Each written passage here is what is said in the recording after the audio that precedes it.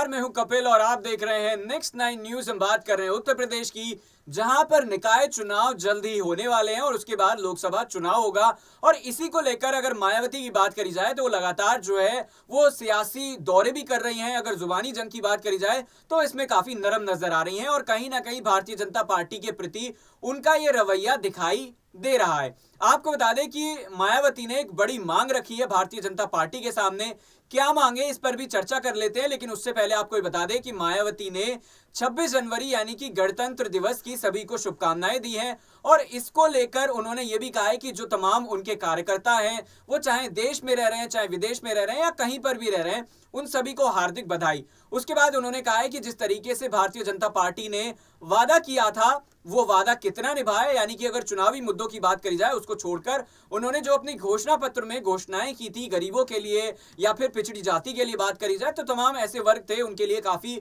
ज्यादा जो है उन्होंने वादे किए थे नरेंद्र मोदी ने। लेकिन कितने उन्होंने पूरे किए, इसको लेकर उन्होंने कहा कि अब जनता के सामने जवाब देना चाहिए और सर्वजन हिताय सर्वजन सुखाय की नीति पर काम करना चाहिए। तो जिस तरीके से मायावती की अगर बात करी जाए तो वो अपने एक आक्रामक रवैये के लिए जानी जाती थी, लेकिन अब जो है वो काफी नरम नजर आ रही हैं। और भारतीय जनता पार्टी की अगर बात करी जाए तो खास तौर पर भले ही उन्होंने पर्दे के सामने ये ना कहा हो कि वो समर्थन देंगी, लेकिन पर्दे के पीछे कहीं ना कहीं इस तरीके की बातों से नकारा नहीं जा सकता है, क्योंकि उन्होंने एक बड़ा ऐलान किया था और कहा था कि वो ना ही समर्थन देंगी और ना ही किसी पार्टी से समर्थन लेंगी। लेकिन मायावती अगर यूपी की सियासत की बात करी जाए तो एक वक्त पर वो क्या कहते हैं दावेदारी पेश करती थी, या फिर उनके समर्थन की बात करी जाए तो जिसके पास उनका समर्थन होता था चुनाव में कहीं ना कहीं उनकी जीत पक्की होती थी। लेकिन जिस तरीके से भारतीय जनता पार्टी ने 2014 में सरकार बनाई केंद्र में और लोकसभा सीटों की अगर बात करी जाए तो वहां पर सुपड़ा साफ हुआ, फिर विधानसभा चुनाव आए